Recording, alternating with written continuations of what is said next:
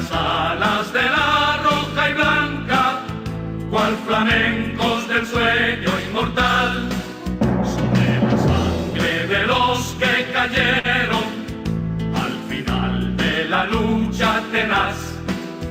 Ojalá que germine en el mundo la semilla de unión y de paz.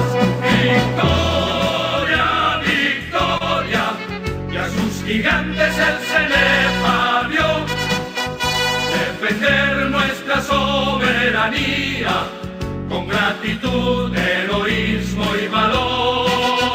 Victoria, victoria del soldado peruano en acción, de un pueblo y su fuerza armada, siempre unidos, siempre alertas para arrojar a cualquier invasor.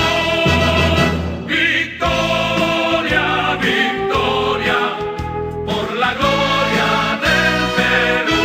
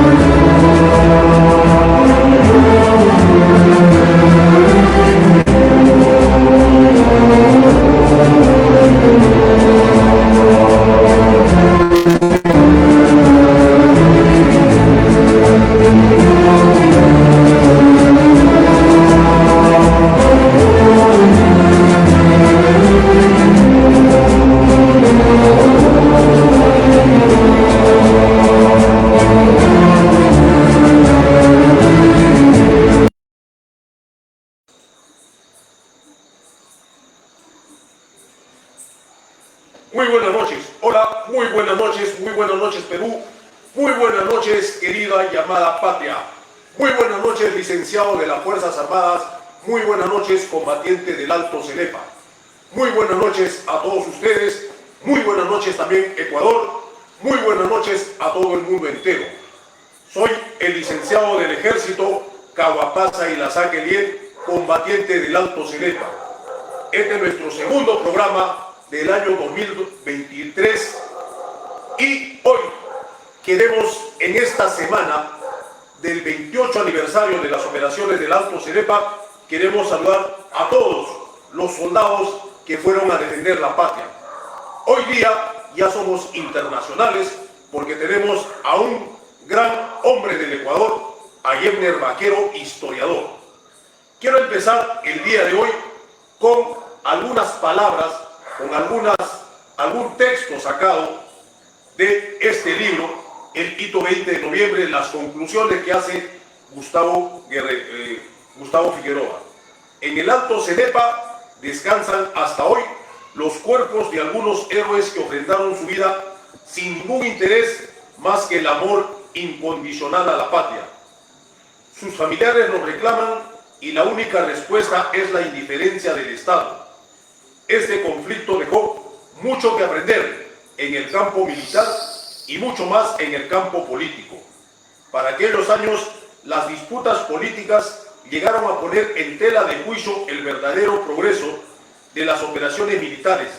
Era más importante obtener créditos políticos que unirse a favor de la defensa nacional. La patrulla Lince cumplió la misión que le fue encomendada, sin quejas, sin murmuraciones. Sin dudas, avanzamos hacia nuestro objetivo con el convencimiento que nuestro país es primero. En el caso de la misión de búsqueda del Hito 20 de noviembre, no se hubiese realizado, simplemente el conflicto no se hubiera dado. Muy buenas noches, señores y señores. Muy buenas noches a todos ustedes. Esperemos que nos acompañen y compartan la transmisión. Está con nosotros Yemner Vaquero. Él es de nacionalidad ecuatoriana, pero él es historiador. Lo hemos invitado porque él tiene su página en el Facebook con su nombre, lo pueden seguir, dice Yemner Vaquero, y tiene muchos artículos de suma importancia que es bueno que todo combatiente y que todo ciudadano conozca. Porque lo que estamos hablando el día de hoy, lo que vamos a conversar el día de hoy, ya es historia. Con esto, nosotros no queremos volver a tener un nuevo conflicto. No queremos volver a tener una nueva guerra. No, todo esto ya es parte de la historia. Yemner Vaquero, muy buenas noches. Tu saludo a todos los que nos están viendo en estos momentos. Buenas noches, Eliel. Gracias por esta linda oportunidad. Tú sabes, yo tengo un gran afecto por el Perú. He estado varias veces ahí. Tengo muchos amigos de la academia, amigos combatientes, amigos artistas. Bueno, en fin, o sea, yo soy una persona que tengo mucho afecto al Perú desde hace muchos años, antes de entrar en esta línea de investigación. Y quiero enviar un abrazo a todos los amigos del Ecuador, del Perú y de todas las regiones donde nos estén viendo. Qué bien, qué bien. Muchas gracias, Yemner. Yemner, quiero empezar este conversatorio con una pregunta que, bueno, para mí es importante.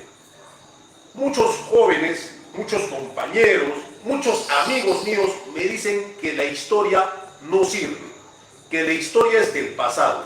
¿Qué le podemos responder, Yemner? Bueno, o sea, en realidad la historia es indispensable porque te va marcando el camino, te va dejando experiencias. La historia es absolutamente indispensable para no cometer los mismos errores. Mira lo que sucedió justamente entre el año 1942 y 1995. Nosotros llegamos a la guerra o conflicto, como lo quiera llamar, justamente porque los países garantes que debían haber estado en el medio impidiendo que nos enfrentemos se olvidaron de la historia, simplemente se hicieron a un lado.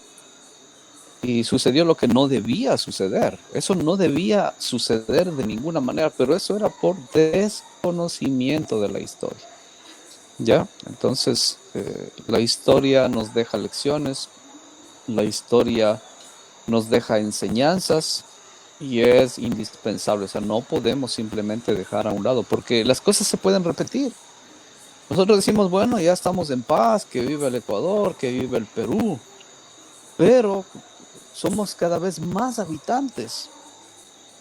¿Te das cuenta? Por ejemplo, Japón en el año de 1941 estaba absolutamente asfixiado ya por la población que tenía y ya no tenía medios, no tenía combustibles, por eso fue obligado a salir a hacer una guerra. ¿Te das cuenta? Países pequeños como el Ecuador, como el Paraguay, que no tiene mar, tarde o temprano tendrán que dar una solución a su problema por su pequeño territorio. Mira lo que dijo Juan Jacobo Rousseau. El hombre que dijo esto es mío, hablando de la tierra, fue el que cambió a la humanidad. No, o sea, la historia es cíclica y se va a volver a repetir y a repetir. No estoy hablando de una guerra Ecuador-Perú, no estoy hablando. Mira qué sucede ahora mismo en Rusia, Ucrania. Estamos en la misma guerra del siglo XIX. Estamos en las mismas guerras del siglo XX. Ya en el siglo XXI se vuelve a repetir nuevamente. ¿Y por qué? Es por territorio. ¿Lo ves? Ya, entonces este problema del Alto Cenepa, que no es más que la extensión de la guerra de Zarumilla, se dio por habernos olvidado de la historia y por haber barrido debajo de la alfombra. Qué bien, Yevner, ya nos has dado una introducción. Entonces, a todos los amigos que nos ven, por favor, compartan este programa, este humilde programa, que nosotros lo hacemos con mucho cariño porque tenemos que aprender la historia. Tenemos que aprender la historia para no volver a cometer los mismos errores que se están cometiendo. Yevner, Perú está, antes de entrar al tema, queremos hablar un poquito de la situación. Perú ahorita está en una situación muy crítica. ¿Cuál es tu parecer? ¿Cuál es tu pensar? Bueno, lo que está sucediendo en el Perú ha sucedido en Chile, sucedió en Colombia, sucedió en el Ecuador, sucedió en Venezuela, y siempre que existe un cambio de tendencia entre la izquierda y la derecha es lo que va a suceder, o sea, es algo natural. Mira, todas las tendencias de izquierda tienen un fondo teórico en el marxismo. Pero tú no puedes tener un país que vive en la izquierda manteniendo los viejos esquemas de la derecha. No puedes, y no puedes tener un país en la derecha manteniendo los esquemas de la izquierda. Entonces, lo que normalmente se hace cuando tú vas a construir una casa es dejar en ladrillos, o sea, incluso, perdón, no dejar en ladrillos, sino derribar incluso los ladrillos de la vieja casa para construir de nuevo. Entonces, lo que va sucediendo es un proceso natural. O sea, que no se piense que es, ay, nunca ha sucedido, se va a acabar el mundo. No es así. No es así. Mira,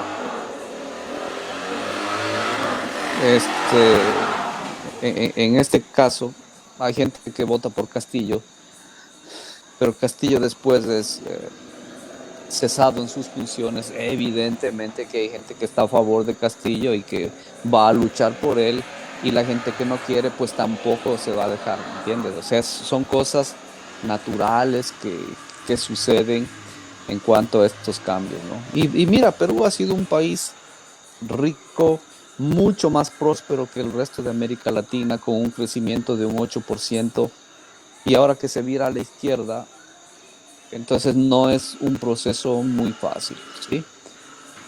Además, el Perú es un país muy diverso, o sea, mientras más grande es muy diverso. Hay la gente de la costa, hay la gente de la selva, la gente de la sierra también. Entonces es muy diverso, y en esa gran diversidad existen distintos enfoques. Entonces es complicado. Y no solamente te hablo de hoy, te hablo de la independencia. Fue lo mismo. ¿Por qué Simón Bolívar terminó yéndose al destierro y ahí murió justamente por eso, ¿no? Porque mira, la gente de Pasto no lo quería, la gente de Venezuela no lo quería, la gente del Ecuador lo amaba, bueno, en fin. Entonces, justamente la historia es cíclica, todo va sucediendo, ¿no? Pasó en Rusia, pasó en Cuba, sigue pasando en Nicaragua, pasa en Brasil, pasa en Argentina. Entonces lo que está sucediendo no es un fenómeno nuevo, ¿ya? Entonces, lastimosamente, esta situación va a pasar y ya se veía pasar. Pasó en el Ecuador también. Los resultados fueron muy complicados. Mira, tuvimos un presidente que tenía el 70% del apoyo de la gente, después bajó ese al 30%, ese 30% se mantiene, ¿sí? Y pugna por regresar, porque este proceso de Castillo no es un proceso solamente de Castillo, es un proceso de Castillo, de Lula, de Kirchner, es un proceso de Maduro, es un proceso de Ortega, es un proceso de Castro, porque ellos no piensan en un país pequeño, sino piensan en la patria grande. Entonces ellos son nada más piezas de un proyecto mucho más grande. Pero el país, por eso es que siempre propugnan estos países que caen en la izquierda del socialismo del siglo XXI, siempre cambian primeramente la constitución, porque no pueden ellos gobernar como una patria grande con la misma constitución que se hizo para la derecha, ¿sí ves? Entonces esa incomodidad de que necesitamos una nueva constitución y que no vamos a cambiar la constitución, es algo natural. De eso tendríamos que hablar mucho más profundamente fuera de una tendencia política y pensando más bien en las epistemologías del sur, que es algo que no he escuchado que se hable en el Perú. Así es, así es. Muchas gracias, Yerner, por su comentario. Ahora sí vamos a entrar, señores, directo al tema. El conflicto de 1995. Muchos jóvenes que en esa edad teníamos 17, 18, incluso de 15 años, fuimos llamados a defender la patria en el conflicto del Alto Cenepa. Quiero empezar mandando un saludo a todos mis compañeros de armas, a mi regimiento querido, a mi RCB 113, que nos trajeron desde Tacna el año 92 a esta zona de Baguarande, y el año 95 fuimos la primera unidad en entrar a participar en este conflicto.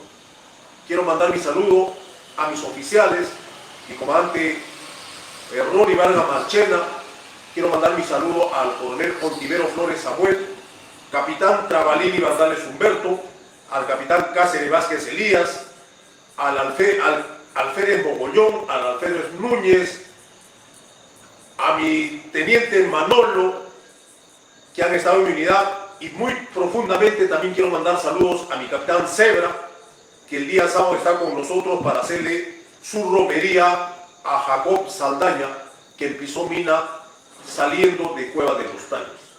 Esta historia, señores, los que hemos participado, los que hemos estado en esas acciones, no lo podemos borrar.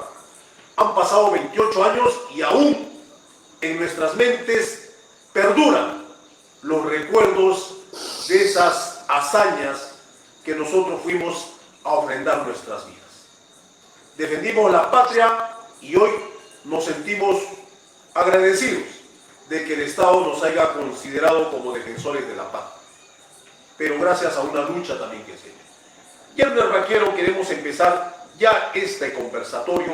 A todos los amigos que nos siguen por las redes sociales pueden hacer su pregunta. Este va a ser un programa abierto. Todas las preguntas relacionadas al conflicto del Alto Cenepa lo vamos a hacer llegar a nuestro invitado, Yerner Vaquero. Él es historiador, se ha dedicado tanto al conflicto que tiene el material exacto. También tiene 3 libros, Yerner, ya 4. 5 libros. 5 libros que se llama La Cruz del Trueno, ¿no? De la Cruz al Trueno, sí. de la cruz al trueno. Esperamos también tener ese material, Yemner, por servicio. A ver si hacemos las coordinaciones, nos envías ese material. Nosotros también tenemos algunos materiales que poco, no sé qué es lo que pasa en el Perú, casi no han escrito mucho. Sin embargo, en el lado del Ecuador hay varios temas, varios libros que se están escribiendo. Yemner Vaquero, conflicto del año de 1995. ¿Se pudo evitar o no se pudo evitar? Se podía evitar fácilmente. Ya. Fácilmente se podía evitar porque, mira, los garantes del protocolo de Río de Janeiro, ellos tenían muchas libertades para actuar de la forma que quisieran, incluso con la fuerza. Acuérdate que fueron los garantes Estados Unidos, Chile, Argentina, Brasil. Entonces, estos países tenían la libertad para imponerse e impedir que el conflicto escalara. ¿Sí? Entonces, mira, recuerda que los soldados no hacen las guerras. Entonces es imposible decir, por ejemplo, que este soldado peruano mató a un ecuatoriano y es porque estos soldados son unos abusivos y ellos nos incitaron a la guerra. Es imposible. Son los políticos los que hacen las guerras. Por eso es que cuando existen roces, entonces se va elevando el nivel, ¿no? Entonces vas al comandante de batallón, al comandante de brigada, y del comandante de brigada, pues ya vas a los ministerios de Relaciones Exteriores, a los vicecancilleres. Entonces ya existe ese nivel político en el cual ya se va tratando de arreglar. Acuérdate que en ese nivel político ya entraban los garantes de los países, ¿no? Entonces, evidentemente que sí, que mira, que los ecuatorianos se están metiendo por ahí, que están infiltrados, y el Ecuador no es así porque esto está parado. Y ya, entonces los garantes tenían la obligación de sentarse con ecuatorianos y peruanos y no solamente tratar de arreglar, imponerse. Señores, no es así. Si usted está amenazando al otro que le va a agredir, sea ecuatoriano, sea peruano, nosotros vamos a sancionarle. Y los Estados Unidos no tenían ningún problema con eso. Siempre hemos tenido a los Estados Unidos como principal socio comercial. Pero ¿sabes qué? Los Estados Unidos en esa época habían sido tan vapuleados por injerencistas que imperialistas y que no sé qué, que con el gobierno de Clinton no quisieron meterse. Y ahí había intereses. El Ecuador es un país pequeño. Siempre fue pequeño, visto como problemático, no tenía contactos, no tuvo grandes herencias de la época colonial. Entonces, en Brasil no teníamos grandes amigos. Teníamos un aliado hipócrita en Chile, estoy hablando del gobierno chileno. ¿Por qué razón? Porque el Perú es mucho más grande. El Perú es el tercer país grande en América del Sur. Entonces a Chile no le interesa tener guerra con el Perú. No es que vengan cuando quieran, no es tan simple, porque la guerra te arruina económicamente y te pone vulnerable, y principalmente Chile, que era odiado por Argentina, odiado por el Perú. Entonces no le convenía tener una guerra. Entonces eso de decir que a mi aliado yo le voy a dar todo y a mí no me importa, no es verdad. Mira, Pinochet era amigo del Ecuador porque había estudiado aquí, había dado clases aquí en la Academia de Guerra y tenía por ahí una hija. Pero eso no quiere decir que Chile era nuestro amigo. En todo lo que él, a pesar de todo lo que se diga, había unos visores nocturnos que prestó Chile. Y por ahí alguno que otro fusil que dicen, ¿no? Pero que no se utilizó durante el conflicto. Ya. Entonces, esos países sí pudieron haber evitado que nosotros nos enfrentemos. Pero fue mejor habernos enfrentado. ¿Por qué?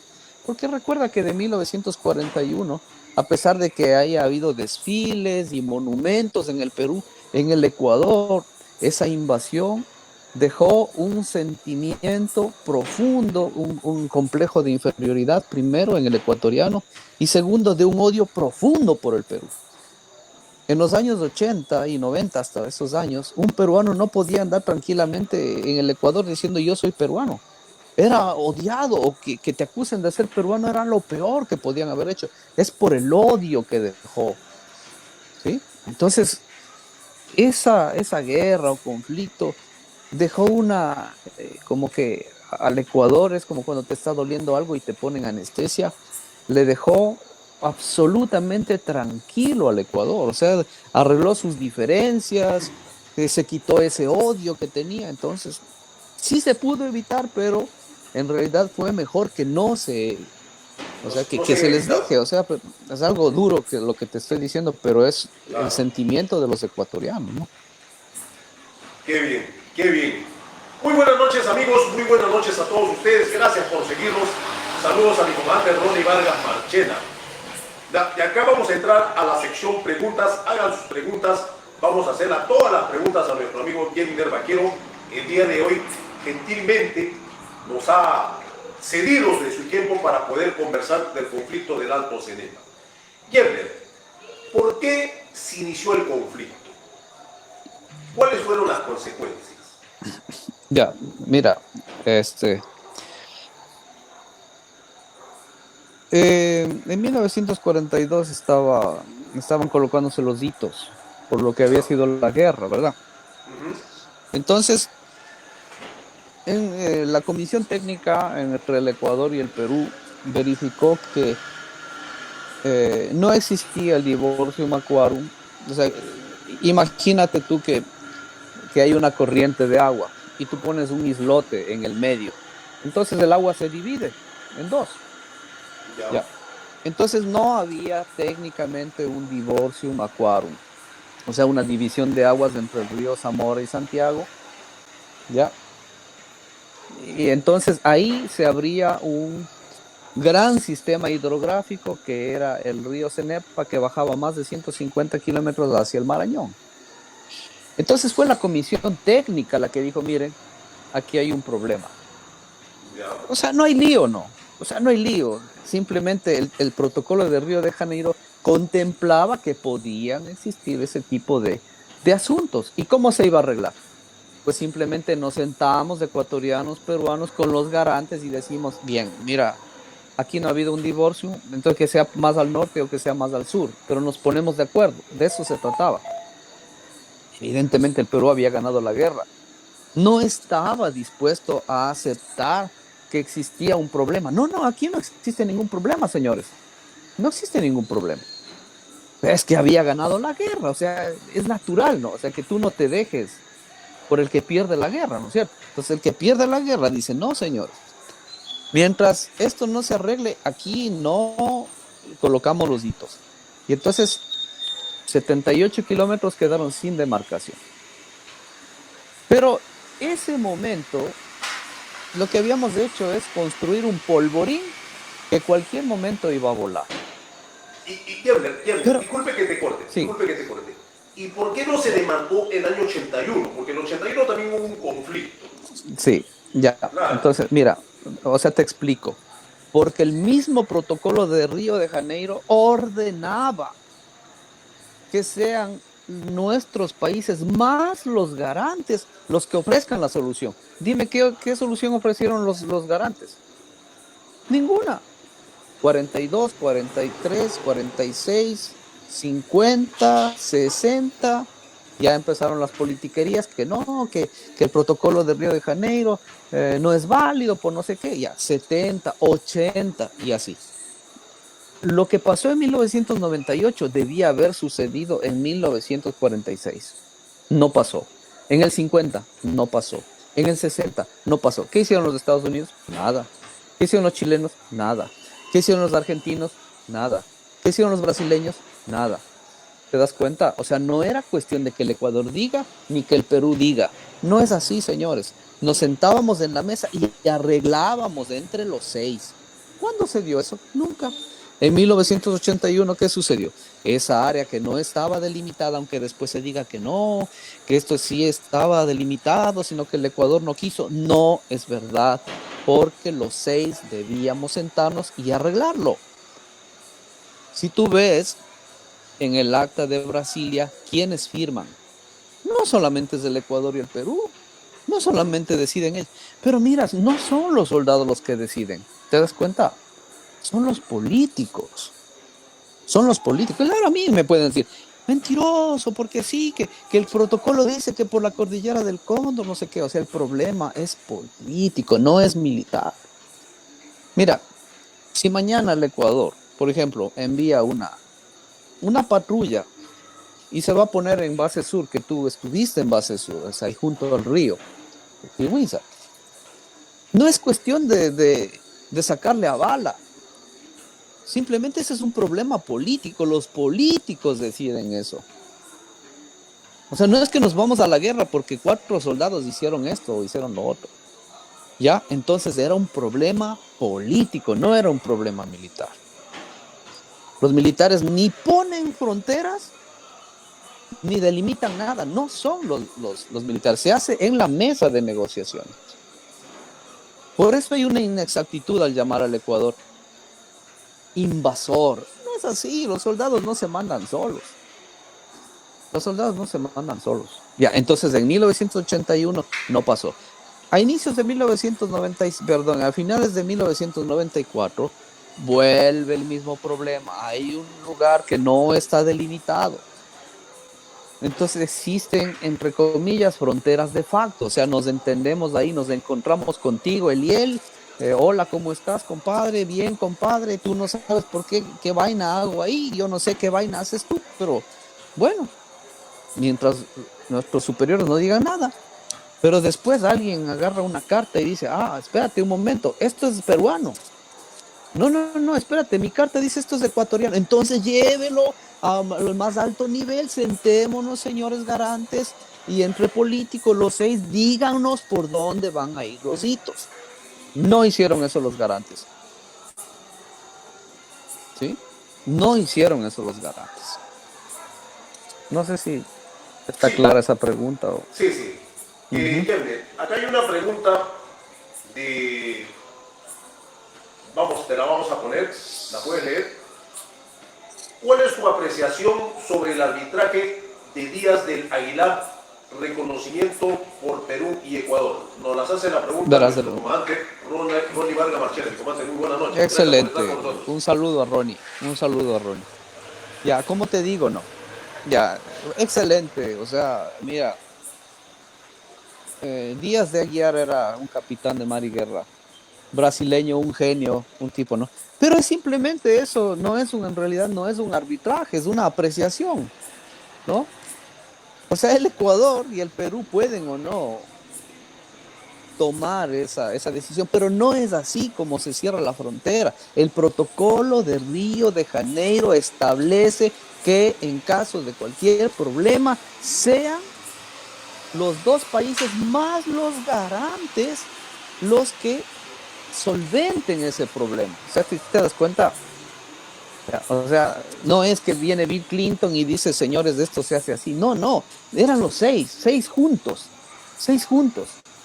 Entonces, por ahí dice una cosa, el Ecuador acepta, después el Perú no acepta, el Perú acepta, el Ecuador no acepta. No funciona así, ¿ya?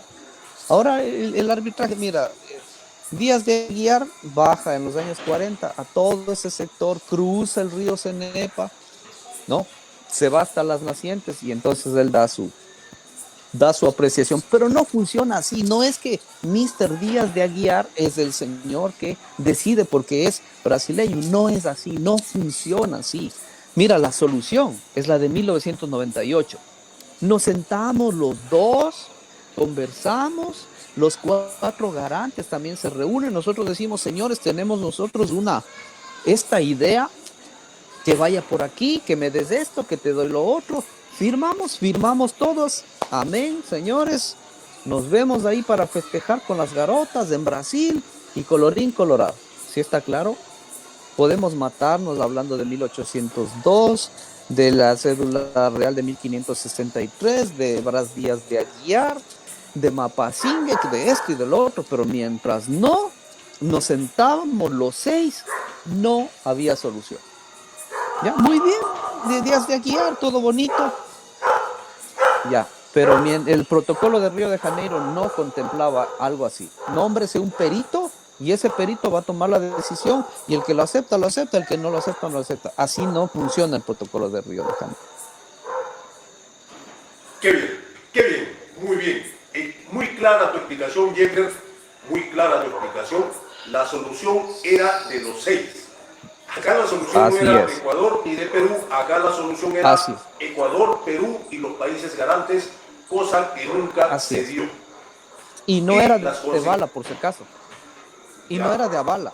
No es que yo te saco a patadas o de aquí, si tú me quieres sacar, yo te meto bala. No era eso, no, señor.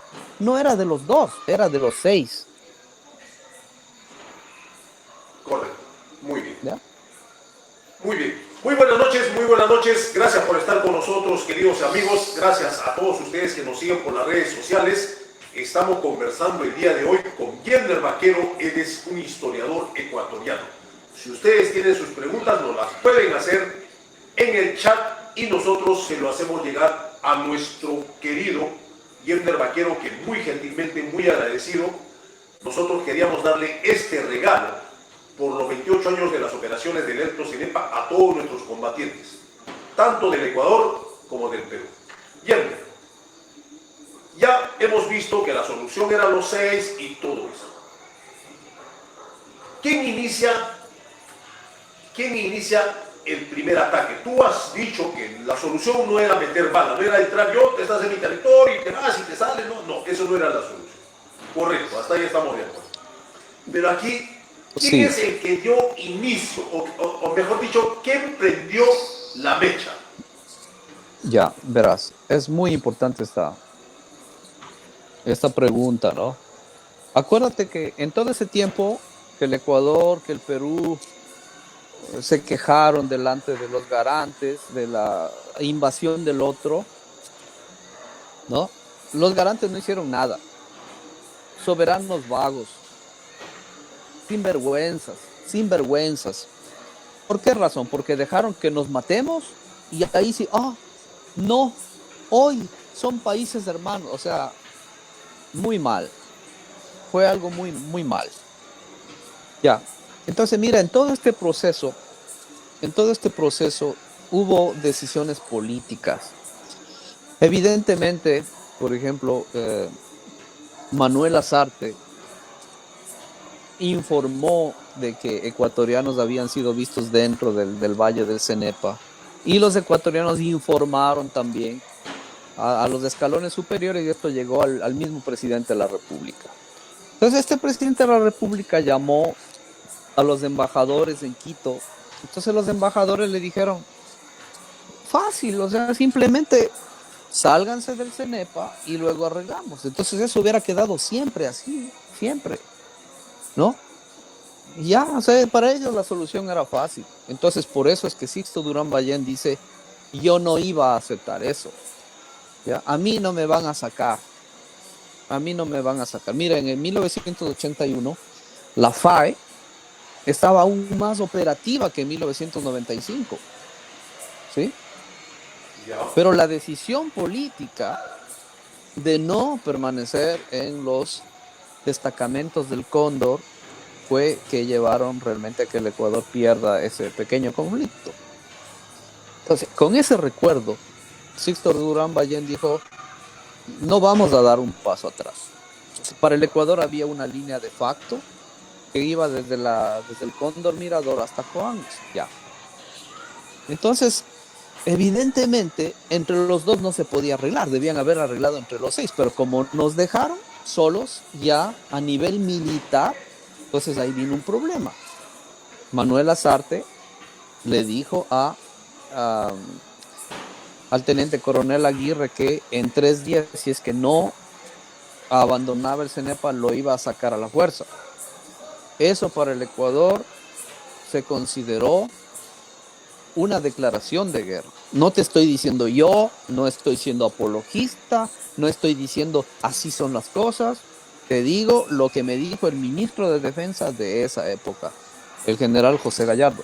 Para nosotros se constituyó como una declaración de guerra. Entonces, evidentemente, se activaron todos los planes el Cenepa para el Ecuador era una tierra casi abandonada, apenas algunas pequeñas patrullas de reconocimiento por obligación bajaban desde Coangos y ahí había unos tambos, ¿no? Unos tambos miserables en donde la gente pernoctaba, pero entonces enseguida entró el grupo 26 reforzado a ese lugar.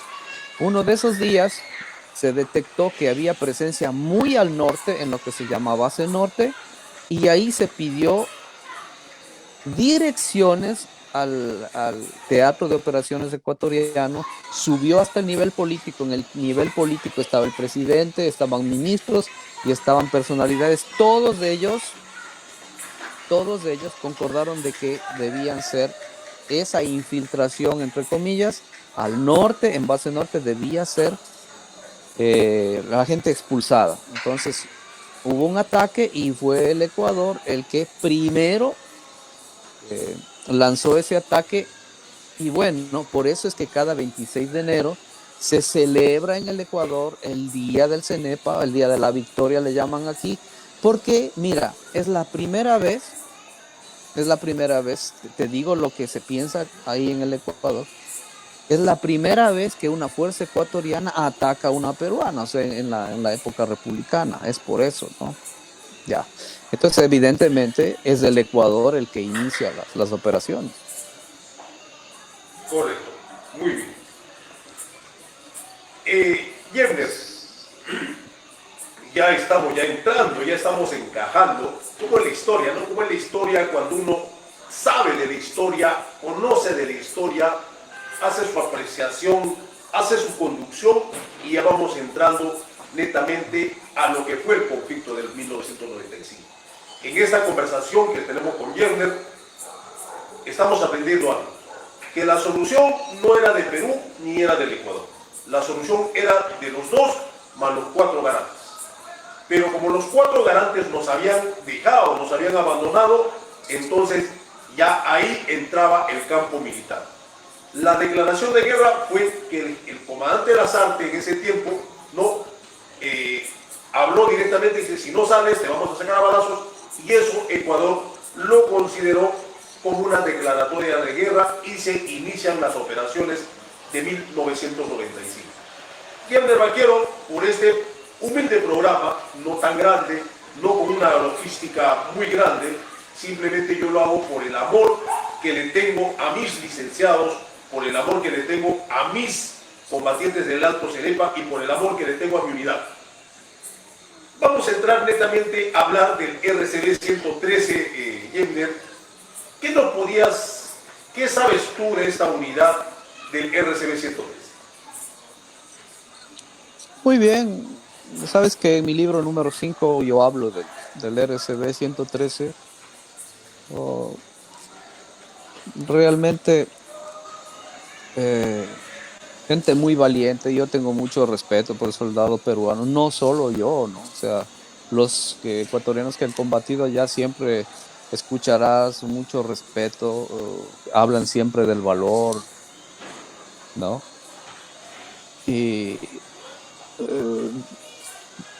existen dos fases en el Cenepa, en la guerra o conflicto del Cenepa existen 2 fases bien diferenciadas, que es el papel de la quinta división de Selva en la primera parte del conflicto y en la segunda parte ya cuando entra el coronel Quiabra. Entonces el RCB 113, hablando del Cenepa mismo, tiene una gran participación durante los primeros días, incluso hasta cuando llegan a la Mariposa, que es muy cerca de la base sur donde tú estuviste ahí en el río.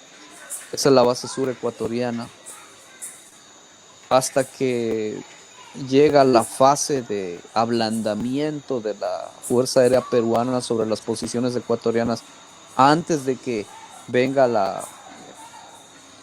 el ataque hacia la base de Tiguinza, y que les cae lastimosamente esa bomba terrible donde muere el personal.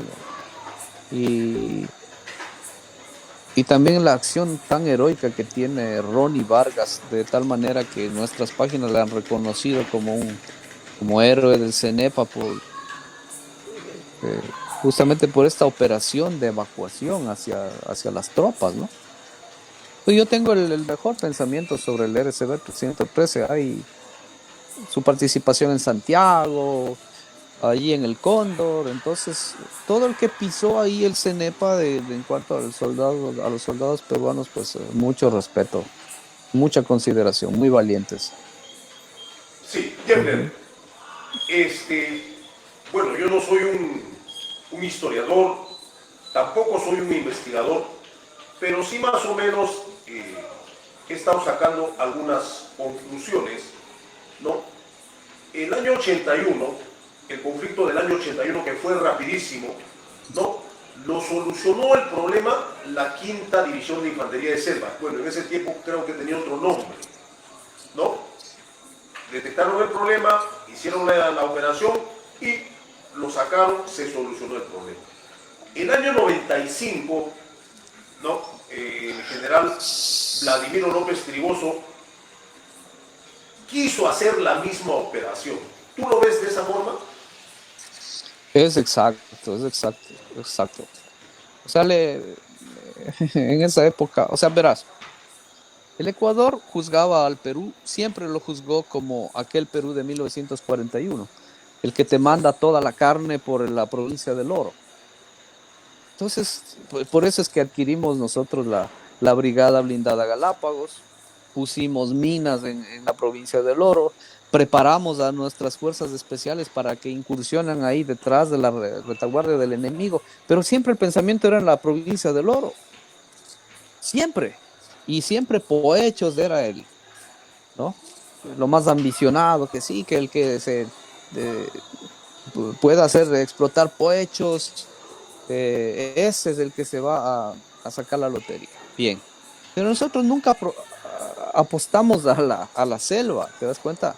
Y a pesar de que ahí no estaba delimitado, o sea, siempre pensamos que el Perú nos iba a atacar por la provincia del Oro, porque tenía todas sus posibilidades, tenía la aviación, tenía sus tanques, ¿no? Ya, pero en el caso de 1981 nos agarró fríos porque, o sea, mira, las fuerzas especiales hicieron un patrullaje y encontraron allí en las alturas del Cóndor un puesto de vigilancia abandonado del Perú.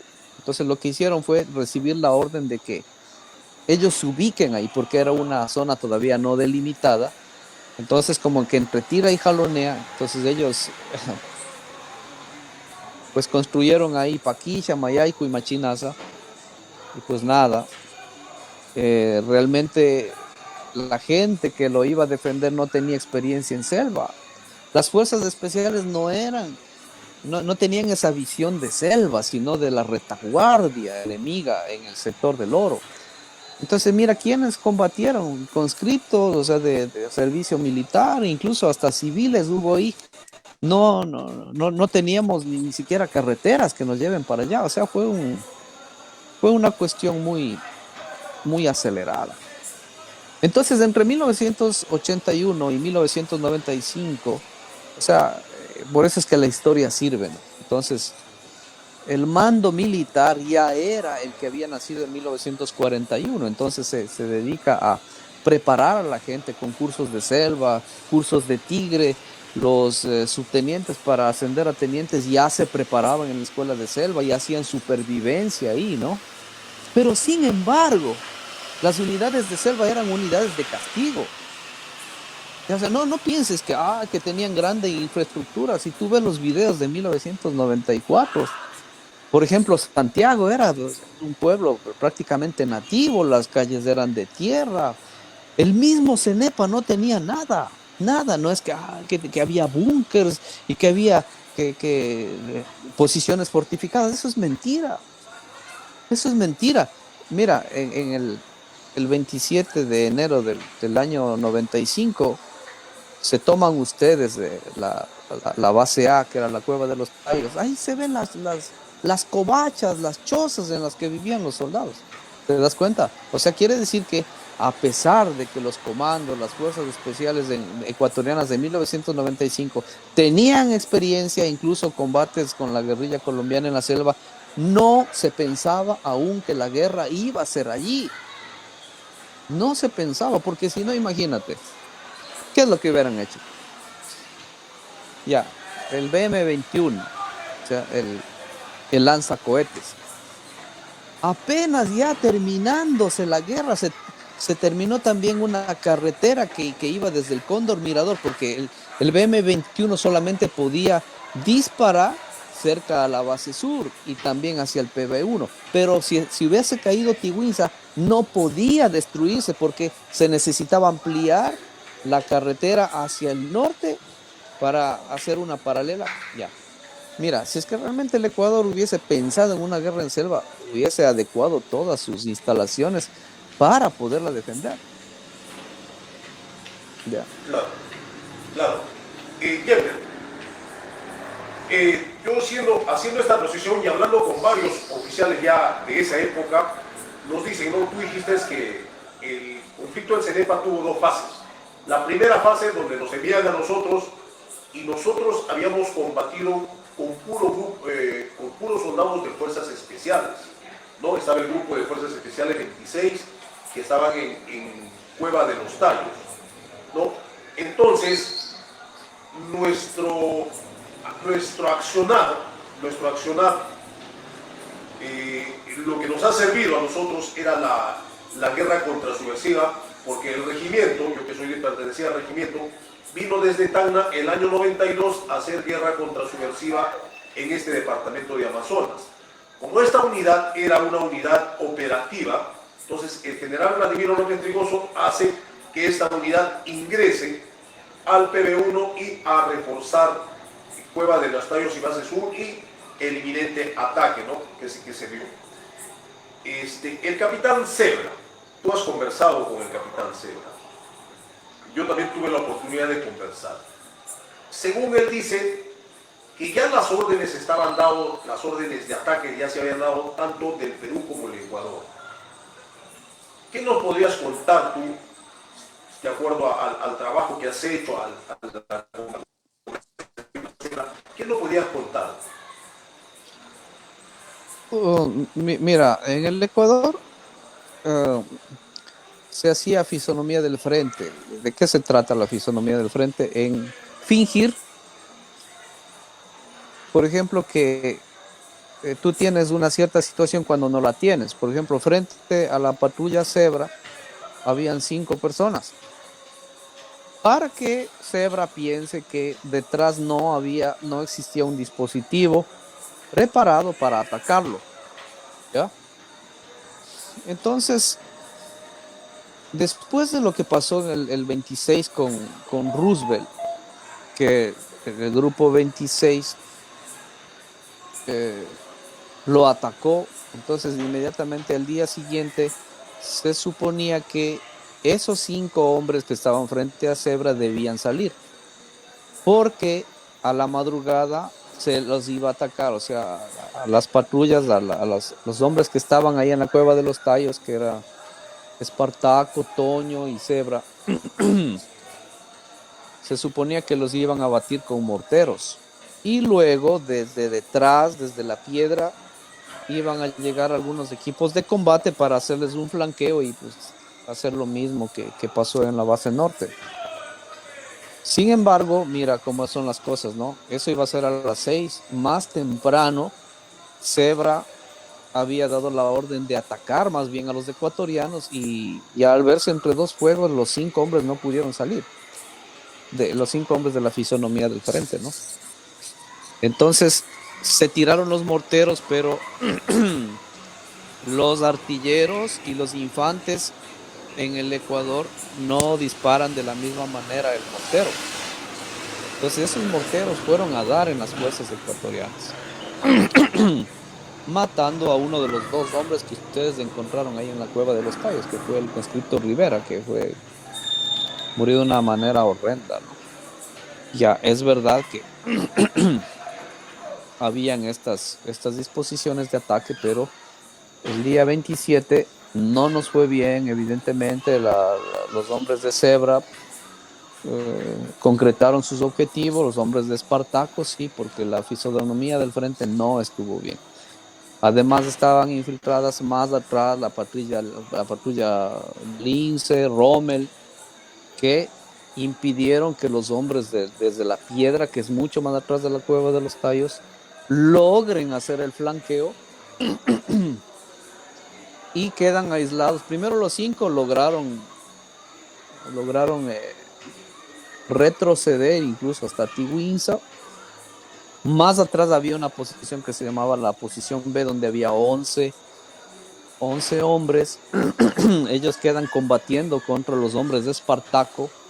Se demoran. Los que estaban más atrás de la COE 21 no logran venir a hacer el flanqueo, a salvarles a los 5 hombres, y más bien lo que hacen es rescatarles a los 10 hombres, porque 2 murieron, ¿no? 2 murieron, Rosero y Rivera, ¿no? El Rosero murió por el ataque de la patrulla Espartaco y Rivera por el mortero ecuatoriano. Entonces ese día no fue bien.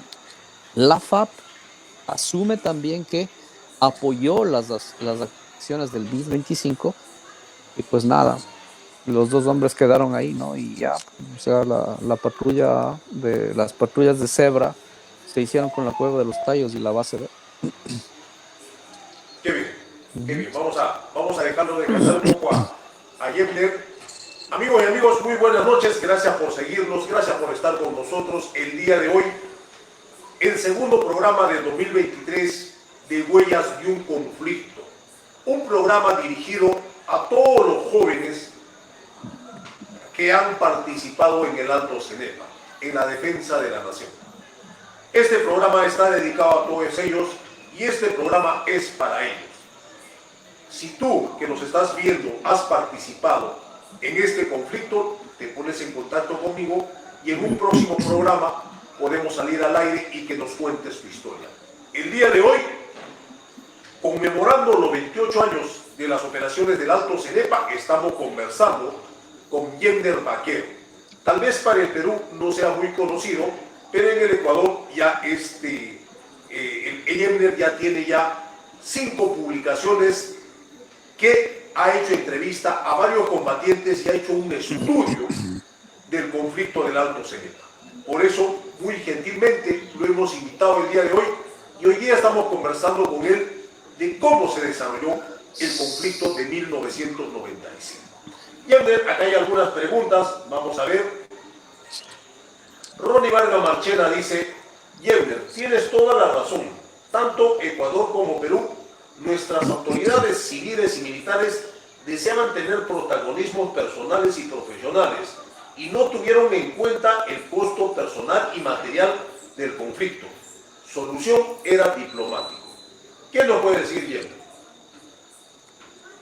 Es exacto, lo que dice Ronnie es exacto. Ahí está en el año 98. Si no era diplomática, hubiéramos seguido con este problema.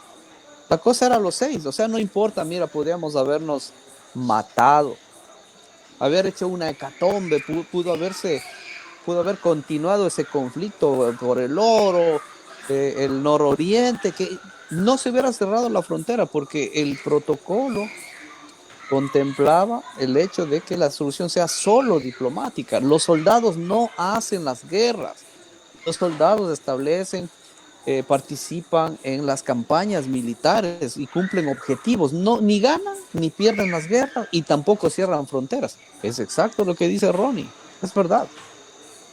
Sí. Acá tenemos otra pregunta de Flavio Percy Astupamán Córdoba, un licenciado también que participó en el conflicto del Alto Cenepa. Dice: de acuerdo a tu criterio, usted menciona que el batallón 314 de Huánuco como el mejor de los batallones del Perú.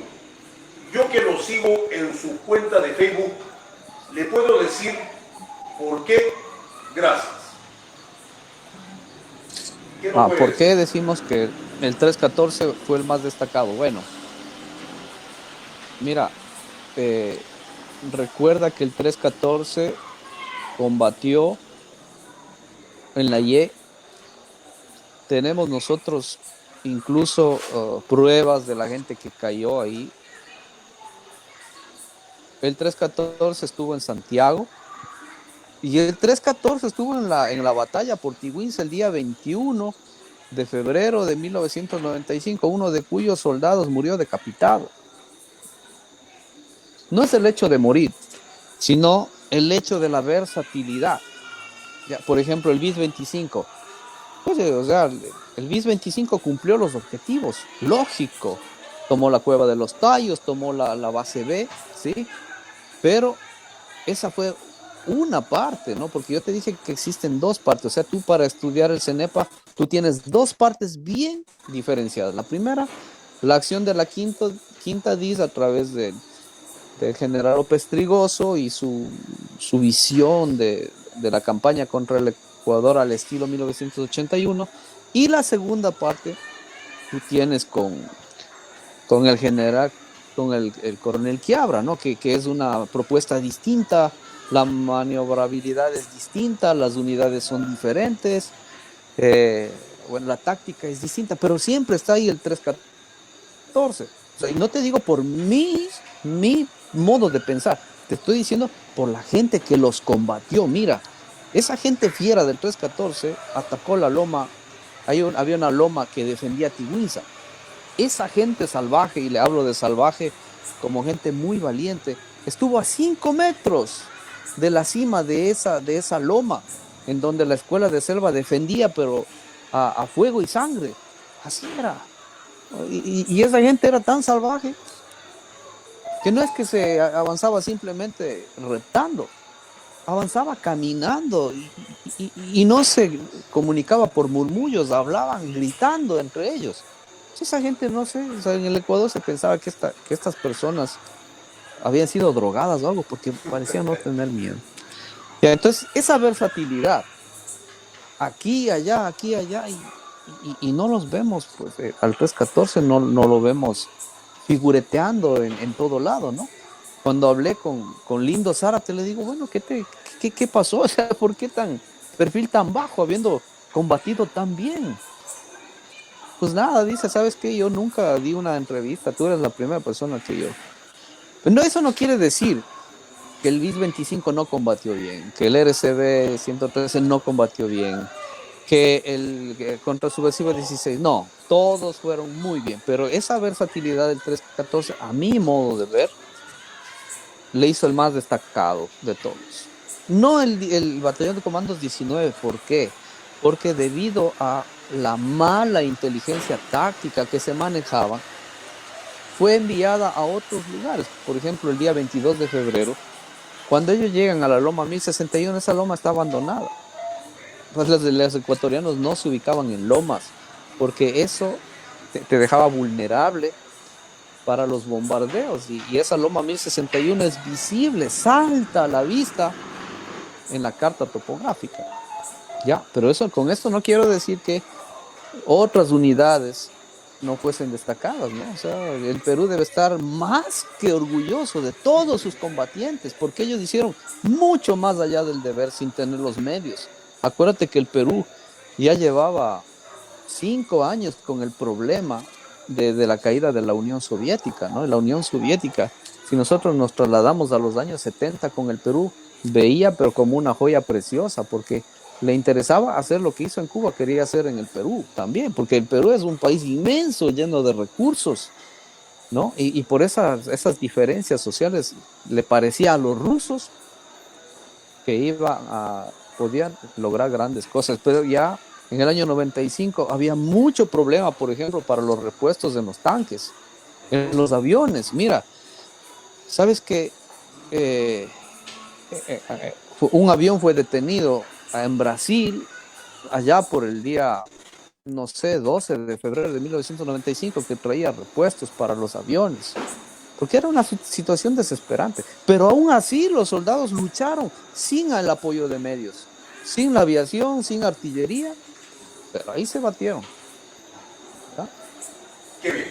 Otro saludo, comandante Ronnie Vargas Marchena, un saludo para Yebner y todos los técnicos, oficiales y clases y soldados Corporación 1994-1995, por el 28 aniversario. Muchas gracias, mi comandante, por sus saludos.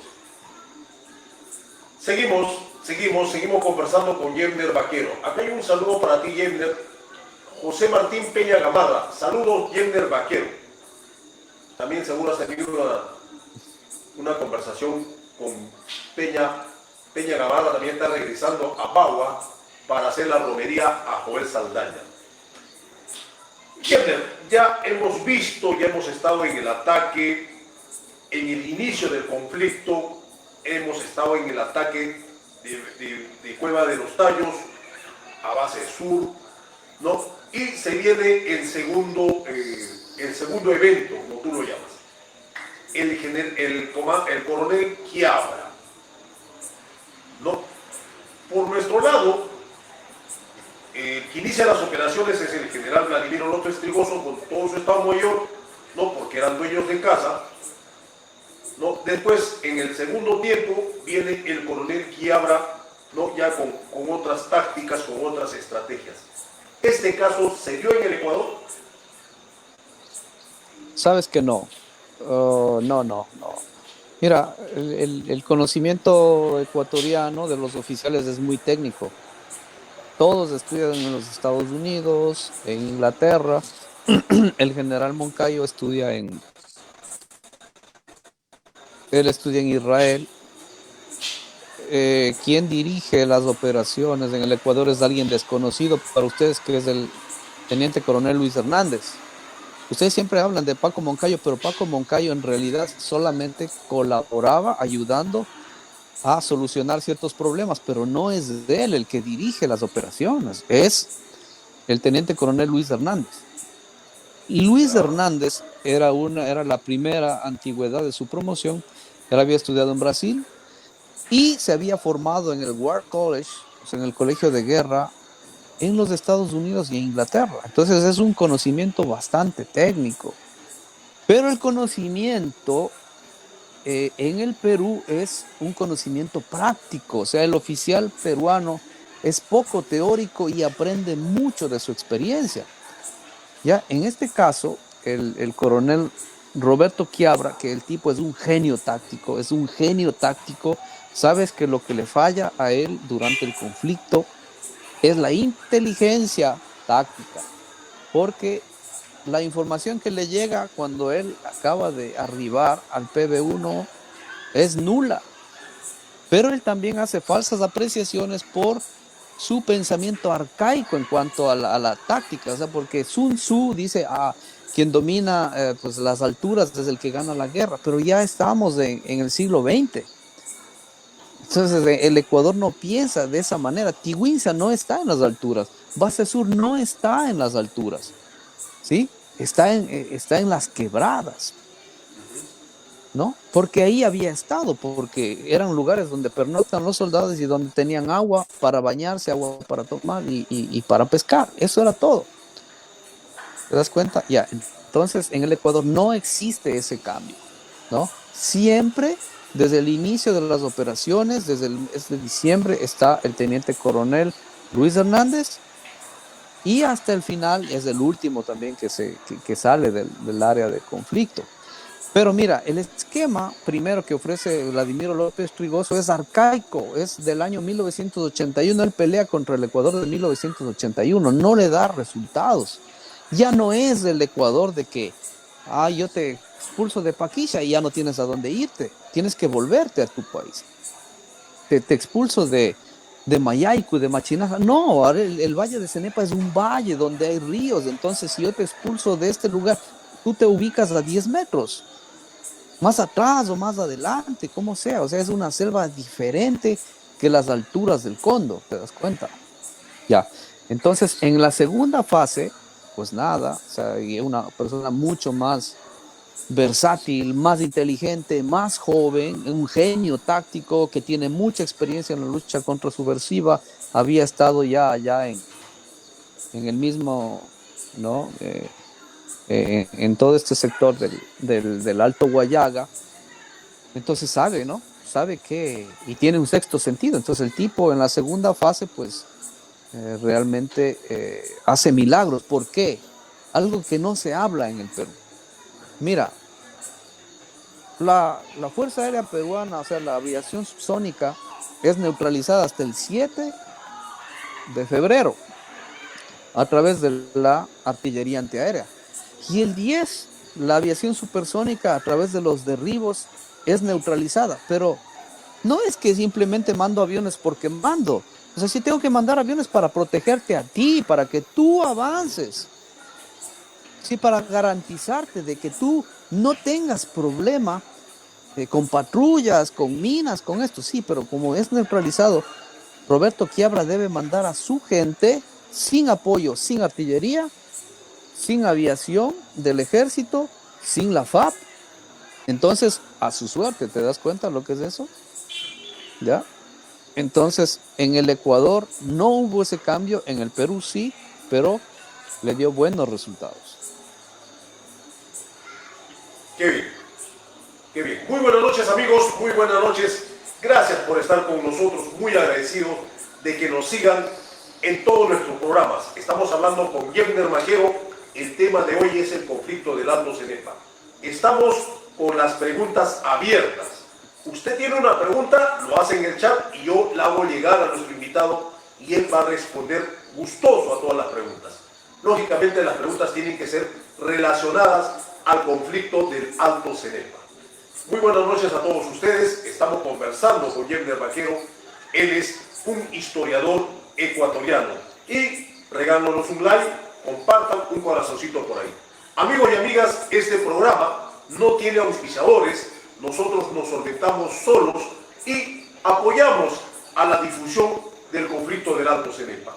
Tenemos a la venta el libro El Hito 20 de noviembre del subteniente Gustavo Figueroa Cuadros.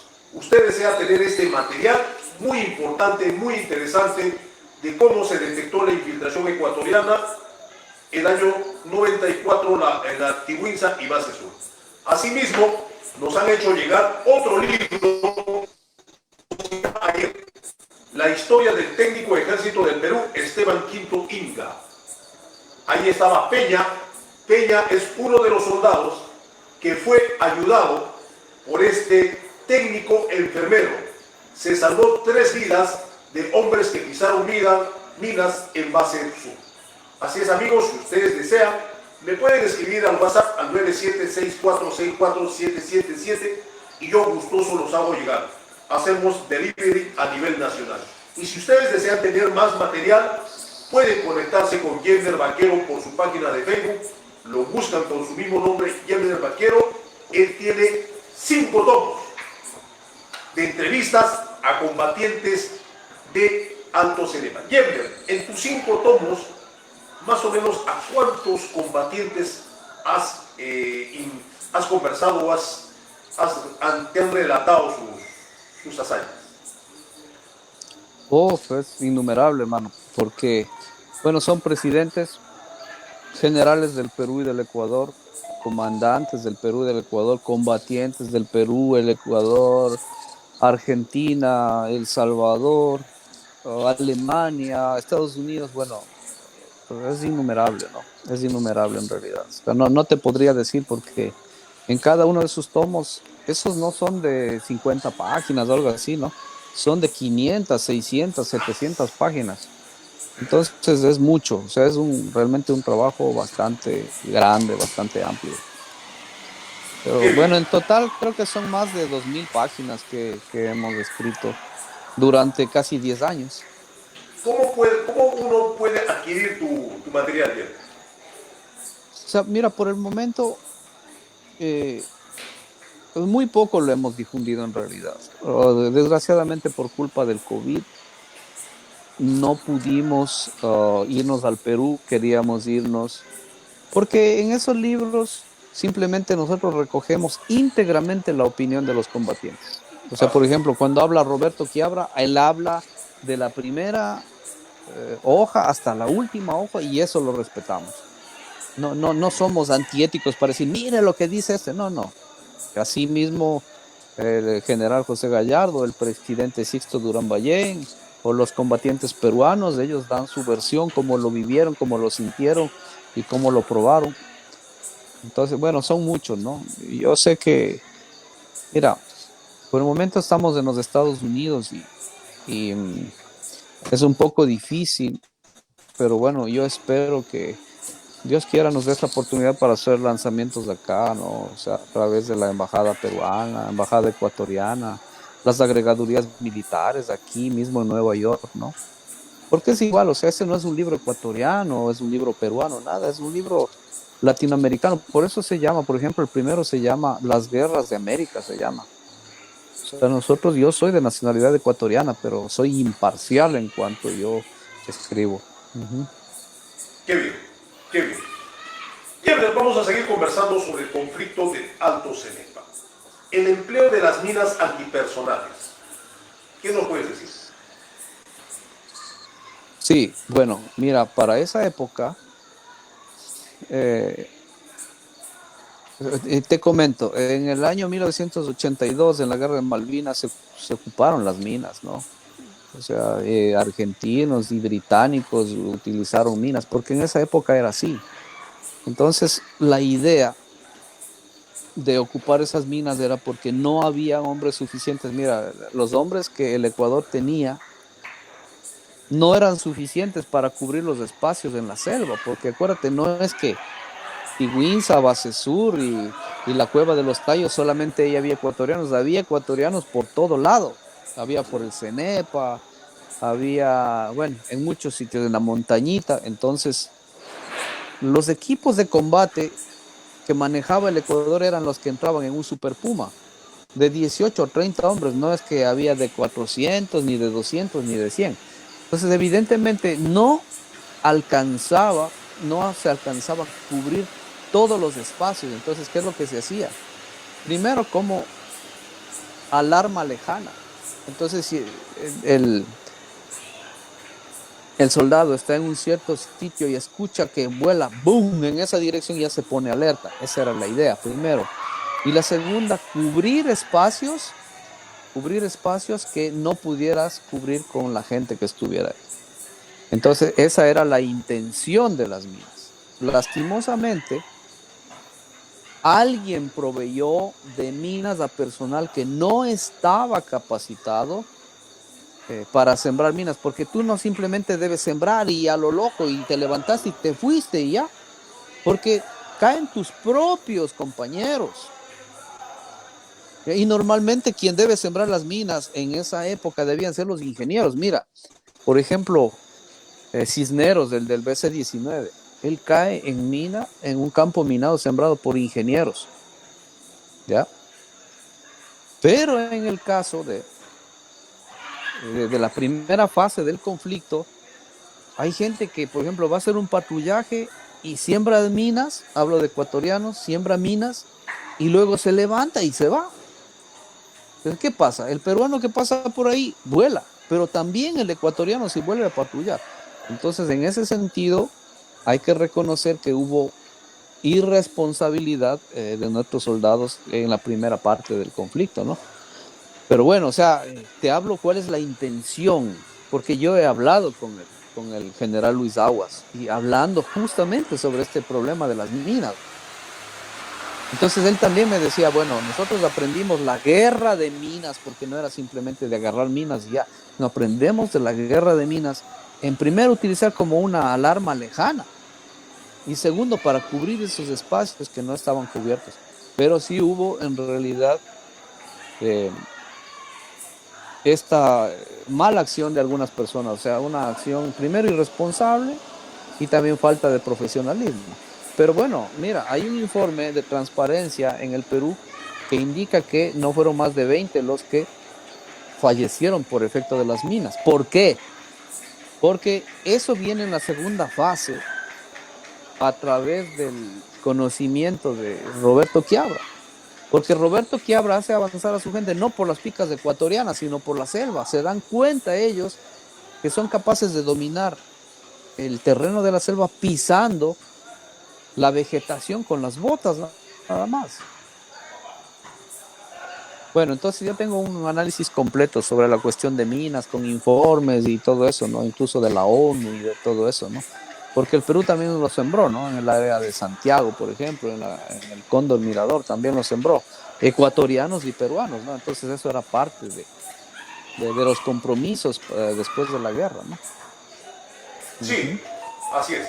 Hasta el día de hoy se está trabajando en el tema del desminado, ¿no? En tanto Perú como el Ecuador. Hemos visto que es un trabajo muy amplio, incluso hay un compromiso, ¿no?, de desminar toda nuestra frontera para poder tener tanto Ecuador y como Perú un país sin minas. Yender Vaquero, acá hay una pregunta del comandante Ronnie. Te dice: Yender, dime cómo puedo obtener tu libro en la que hace referencia el accionar del RCB 113.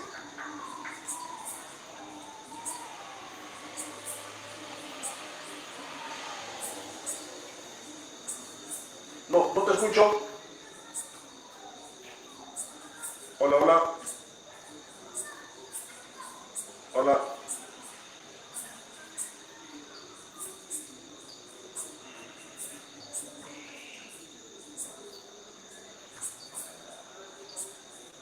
Hola, hola.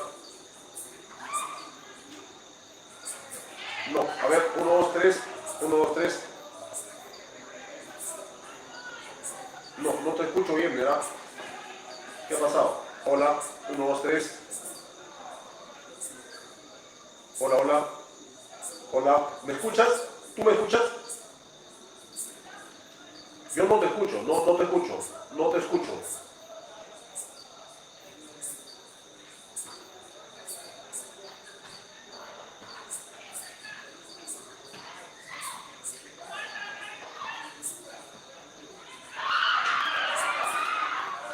Hola, hola, 1, 2, 3. Muy buenas noches, amigos y amigas. Estamos conversando el día de hoy con Yender Vaquero. Hemos tenido un pequeño desperfecto. No, ustedes saben que la tecnología es así, hay veces nos traiciona. Vamos a ver si podemos recuperar el audio. Se le ha perdido el audio a nuestro amigo Yender y estamos haciendo un relato de cómo ha sucedido el conflicto en el año 95. Yender es un estudioso, tiene 5 libros. Hola, hola. A ver. No, nada, nada, nada. Nada. Nada, nada, nada. Hola, hola.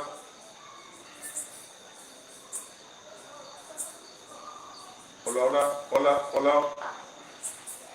1, 2, 3. Hola. Hola, hola. Hola.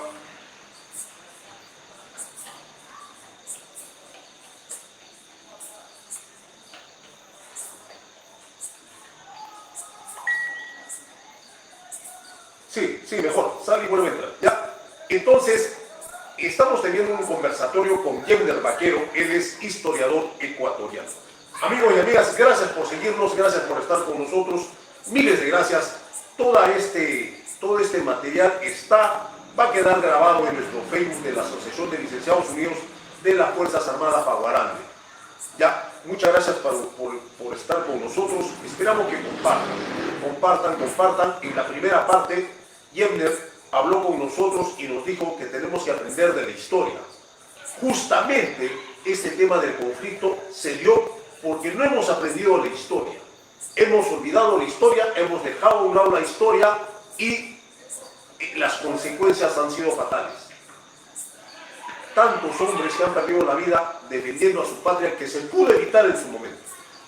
Pero hemos olvidado la historia, es por eso que hasta el día de hoy no podemos...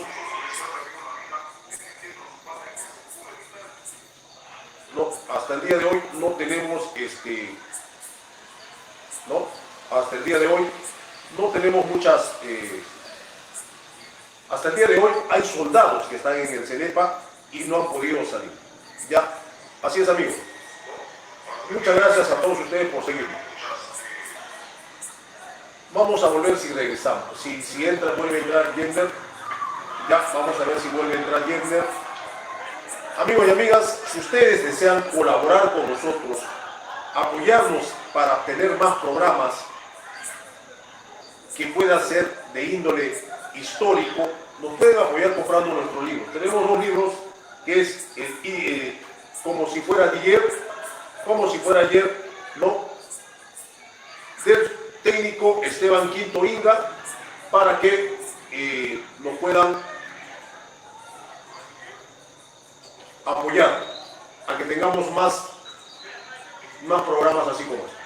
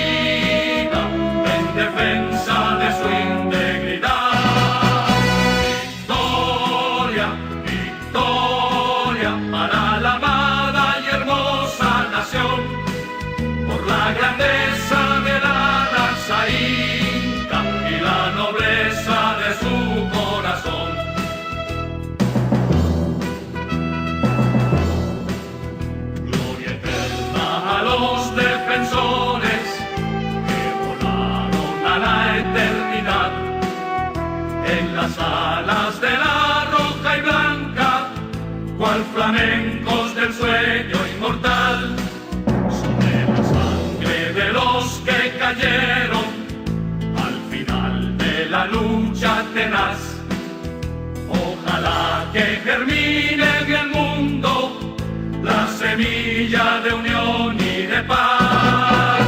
Victoria, victoria, y a sus gigantes el Cenepa vio.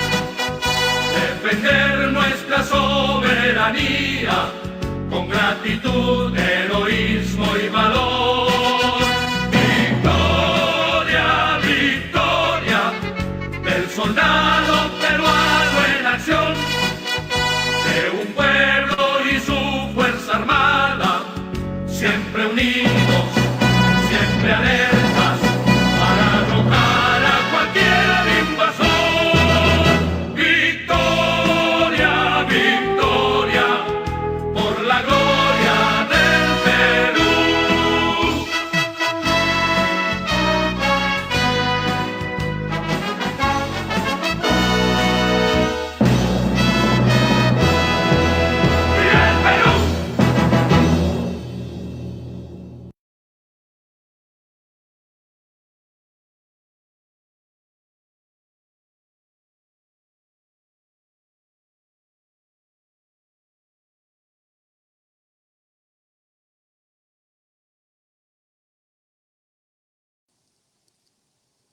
Hola, hola. Sí, ahora sí te ¿Sí me escucho. ¿Qué tal escuchas? me escuchas a mí? Bien,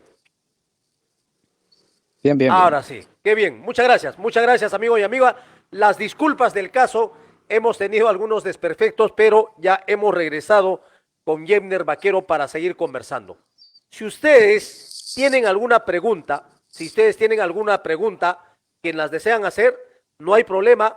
Nosotros lo hacen la pregunta en el chat, nosotros lo leemos y Yemner Vaquero va a estar respondiendo a su pregunta. Muchas gracias por seguirnos, muchas gracias por estar con nosotros. Bienvenidos a este programa de un conflicto. Jenner, algo que nos querías decir, te escuchamos. Sí, el asunto es que estoy en los Estados Unidos y esperaba ir para el Perú, compartir con todos los amigos. Esta situación un poco de la explicación de lo que fue el conflicto, más allá de los nacionalismos, ¿no?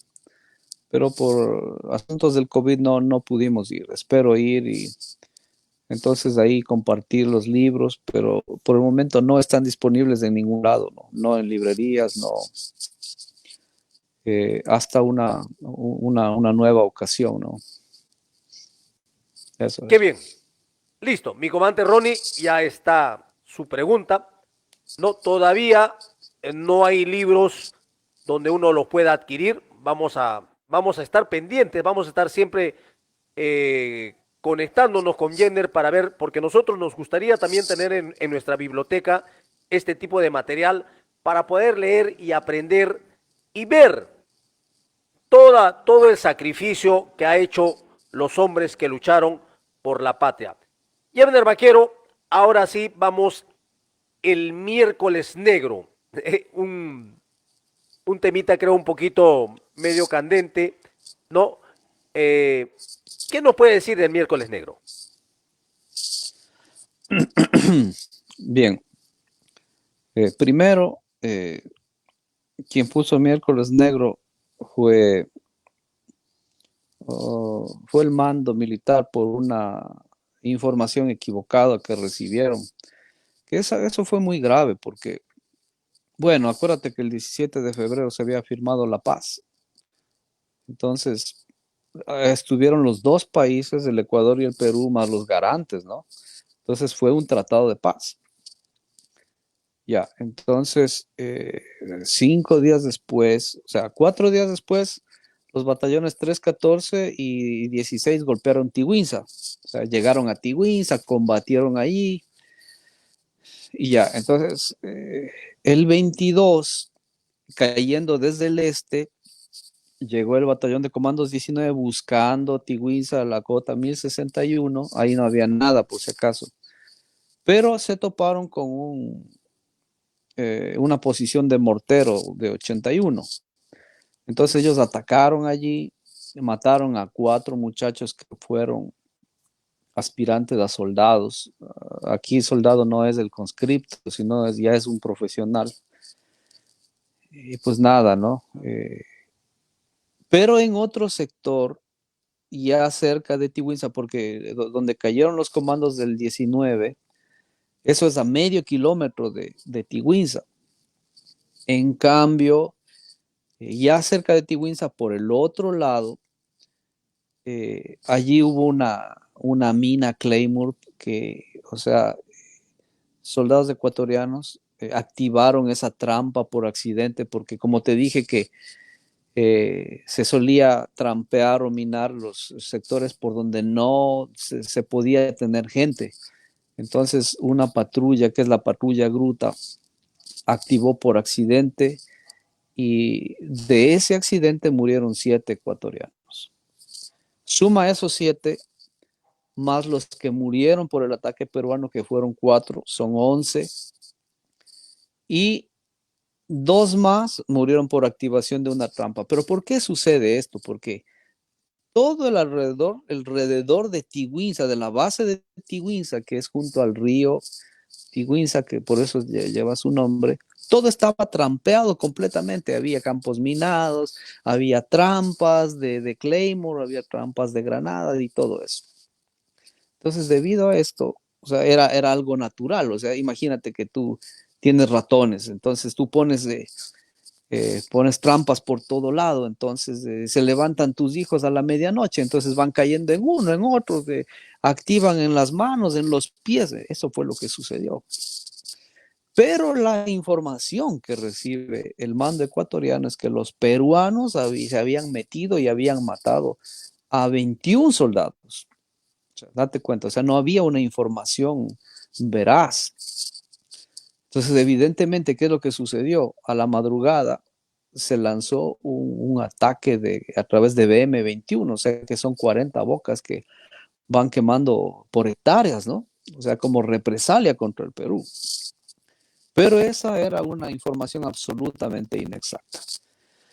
Ahora bien, cuando después se llega ya a la información correcta, que el BC-19 había matado a 4 nada más, que a propósito de ese ataque ellos perdieron 3 hombres. Entonces ya la prensa ecuatoriana se había hecho eco de eso, porque imagínate, para vender ejemplares, ¿no? Para vender ejemplares, entonces, el miércoles negro hizo una cantidad inmensa de muertos, pero ya esa es la prensa amarillista. Tú no puedes, si es que tú vas a escribir un libro en Perú y quieres que sea serio, tú no puedes tomar la prensa amarillista, ¿ya? Y decir que eso es una información como se ha estado haciendo hasta ahora. Miren lo que dice el diario La Hora, miren lo que dice el diario El Expreso. O sea, tú no puedes tomar eso para sacar información, eso no es algo certero. Entonces, el miércoles negro, eso fue lo que sucedió, ¿no? O sea, el ataque del BC-19, que mataron a 4 aspirantes, tenemos los nombres, bueno, en los libros están relatados todo eso, ¿no? Entonces, claro, porque se dice que en ese día los ecuatorianos dijeron, nunca antes habíamos tenido tantos muertos como hasta ahora, porque el general Moncayo en realidad pensó que los peruanos mataron 21, pero no era así. Después, cuando se vio la información, en realidad ellos mataron a 4 aspirantes.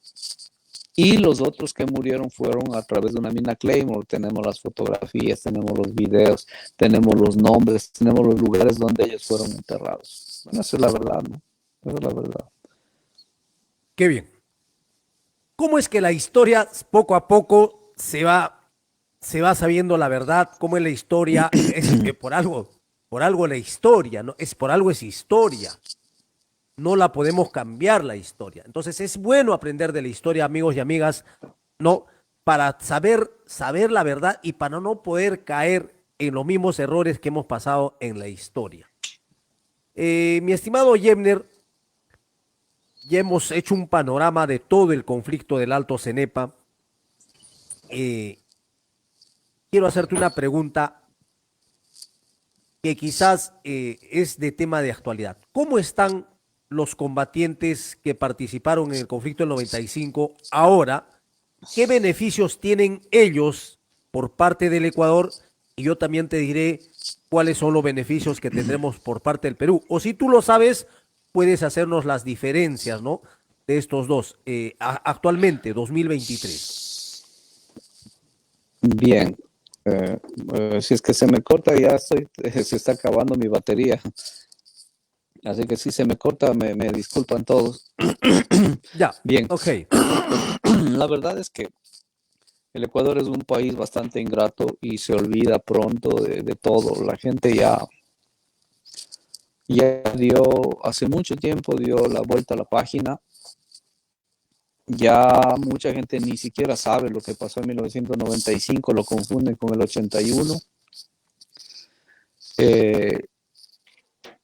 Los combatientes cuando llegan estas fechas se festejan a ellos mismos, se reúnen entre ellos mismos. No existe, perdón, no existe una política de Estado para homenajearles, reconocerles, porque gracias a su sacrificio hoy tenemos paz, tenemos fronteras cerradas, tenemos integración, tenemos hermandad, tenemos comercio. Muchos sacan sus doctorados en el Perú, en la San Marcos y así, ¿no? O sea, hubo mucho beneficio, pero el país ya se olvidó. Pues nada, supuestamente hay una ley de héroes que no sirve para nada porque se supone que hay becas para los combatientes, pero en realidad esas becas no se cristalizan. La gente en el Ecuador es bastante dura y muy poco nacionalista. Se parece mucho a los uruguayos, por ejemplo, son fríos, la gente ecuatoriana es fría. Solamente los que han sido condecorados con la Cruz de Guerra por haber hecho más allá del deber, según consideraciones de una cierta comisión, pues ellos tienen acceso a una vivienda, a un doble sueldo, no sé, unos $800 por allí, y pues nada, aquí no hubo ni películas. Los monumentos pues están casi olvidados. Eso es. Parece que en Perú les va un poco mejor, ¿eh? Sí, acá hay una ley de los defensores de la patria reconocidos, y los que son reconocidos como defensores de la patria tienen un bono de 2.550 soles, que también está congelado. Hay un problema ahí de los defensores de la patria, porque la ley dice los 3 sueldos mínimos vitales. Y ahorita el sueldo mínimo vital en el Perú es 1.050, multiplicado por 3 sería 3.150. Los han congelado y están con el 2.550 soles que están cobrando. Más bien, Yebner, este es el programa. Esperamos por medio de tu persona, a ver si nos pones en contacto con algún combatiente ecuatoriano para también poder conversar como lo hemos hecho el día de hoy. Mucho respeto a los combatientes hermanos ecuatorianos y mucho respeto a los combatientes peruanos. Yebner Vaquero, Sí. tu palabra de despedida no va a ser la primera vez, Yebner. Siempre te vamos a molestar en algún programa por ahí, para el Día del Veterano de Guerra, que es en octubre, podría ser en julio para el aniversario patrio. Siempre te vamos a molestar para que siempre estés con nosotros en este pequeño y humilde programa. Quisiéramos que sea grande, pero vamos también, tú sabes que todo es logística, cámaras y todo eso, y nosotros Sí. todo lo que estamos haciendo ahorita lo estamos cubriendo por mi persona. Apenas vendemos los libros, nos cae una comisión por ahí, por eso que estamos promoviendo todo esto. Muchas gracias, Yebner, tus palabras de despedida. Sí, te agradezco bastante. Yo quiero que recuerden que yo soy también miembro de la Academia de Estudios Históricos del Perú, históricos militares del Perú. O sea, no soy ajeno al Perú tampoco. Sí, o sea, mi afán primero es que se reconozca a todos los combatientes del Ecuador y Perú como iguales, ¿no? Por ese sacrificio, porque son mejores personas que todos nosotros, mejores personas, no importa la bandera que tengan. Y cambiar el discurso, ¿no? O sea, no tiene sentido. Mira, si yo soy un enemigo débil y tú dices que me venciste porque yo soy un inútil, soy un cobarde, tú no tienes ninguna gloria, ¿entiendes? Venciste a un débil. Así Más es. bien nosotros debemos reconocer al otro por su valor, por su entrega, ¿no? Entonces ya deben pasar estos discursos de todos los años, que sí fueron cobardes, que salieron corriendo, que les vencimos porque, o sea, porque matamos a 40, o sea, si yo maté a uno, o maté a 10, o maté a 20, pues todos esos son héroes, porque son mejores ciudadanos que uno, porque dieron lo que uno no ha dado, la vida.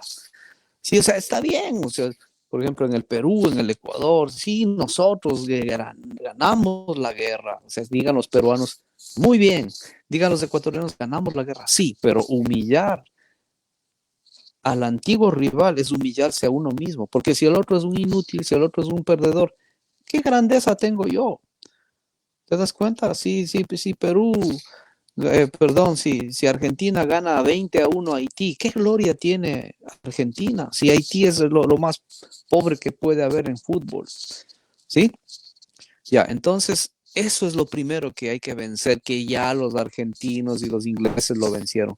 Lo segundo es la integración. Combatientes ecuatorianos y peruanos son la misma cosa, se fueron adentro a hacer lo mismo, no hacen la guerra porque se odian, netamente, porque las guerras se arreglan entre soldados. No es así. Los políticos son los que se arreglan o se desarreglan. Entonces ya hay que buscar nuevos pasos de integración. ¿Por qué siempre el 22 se festeja en el Perú, el 26 de enero en el Ecuador? Ya debían integrarse los combatientes de ambos para homenajearse entre ellos. Compañeros, mira, compañero, estuvimos en lo mismo. Sí, cumpliendo con nuestro país. Hoy debemos integrarnos, escribir libros conjuntos, hacer películas conjuntas, luchar conjuntamente por los derechos de ambos. ¿Sí? Eso es lo que hay que hacer, pero todavía no se ve. No se ve todavía, o sea, todavía persiste en algunos el odio, la revancha, el cuenterismo, ¿no? De que sí, que te dice esto y que te maté no sé cuántos, que eres un cobarde, que, o sea, eso ya no, ya han pasado más de 25 años, hay que pensar en una nueva integración. ¿Cómo me pueden a mí servir los combatientes ecuatorianos? ¿De qué forma me pueden ayudar a mejorar la situación de los combatientes peruanos? Los combatientes ecuatorianos lo mismo, ¿de qué forma los combatientes peruanos me pueden ayudar a virar esta tortilla? ¿Por qué? Las sociedades civiles de ambos países no se han alimentado de ninguna manera de lo que pasó en el CENEPA, ¿o sí? Siempre hablamos del Bicentenario, hablamos de lo que pasó en Ayacucho, lo que pasó con San Martín, con Bolívar, pero entonces, ¿dónde está? Bueno, se cortó, amigos y amigas. Yebner Vaquero ya se nos fue. Muchas gracias a Yebner. Ya hemos estado conversando hora y 43, ¿no? Gracias a todos ustedes. Muchas gracias, amigos y amigas. Eh, esperamos que este programa les haya llegado. No va a ser la última vez ni la primera vez que vamos a conversar con él. Lo vamos a invitar para que siempre nos dé sus comentarios, para que siempre él esté con nosotros. La última parte es la que me gustó, donde dice que debe haber una integración entre los combatientes ecuatorianos y los combatientes peruanos. Esperemos, vamos a seguir, esperemos, si algún hermano ecuatoriano, combatiente ecuatoriano, está y nos ve y desea conversar con nosotros, desea salir con nosotros y nos cuenta su historia, aquí está. Ahí está mi número, el 9764647777, para que podamos conversar. Gracias a todos ustedes, amigos y amigas.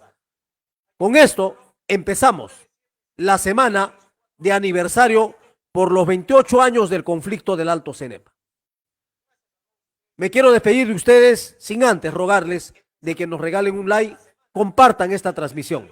Y si ustedes nos desean apoyar para subir más contenidos de historia, tenemos a la venta nuestro libro, el hito 20 de noviembre, del subteniente Gustavo Figueroa Cuadros. Una historia del soldado peruano, cómo es que él, el subteniente con sus 25 soldados, llegaron a encontrar el hito 20 de noviembre después de 20 y tantos años perdidos. El año 41 fue la guerra del 1941, el 42, el 43 comienzan a ponerse los hitos, lo pusieron el hito y nunca más le hicieron un mantenimiento a este hito. Entonces, señoras y señores, aquí está la historia, cómo es que hay un reencuentro de este hito que demarca la frontera entre Perú y Ecuador. Asimismo, tenemos el libro Como si fuera ayer, del técnico Esteban Quinto Inga, una historia contada por él mismo en estas páginas, donde él dice: no pensé dos veces en ir a salvar a mis soldados. Él ha podido pisar mina en ese momento. Él llamó a dos compañeros a dos soldados para que lo apoyen, para poder salvar al soldado que había pisado mina, y estos dos soldados también vuelven a pisar mina. El técnico Quintos, él es ahora presidente de la Asociación de Licenciados Uniendo Promociones, quien gentilmente lo conocemos personalmente, hemos departido una ceremonia con él, una organización muy excelente. Saludos también mi técnico Quintos, saludos a su asociación y saludo a todos los héroes del Cenepa. Muchas gracias y muy buenas noches. Gracias por seguirnos. Muchas gracias, amigos. Señor, te pido que me concedas dos cosas, la victoria y el retorno. Si solo me has de conceder una sola, que sea la victoria.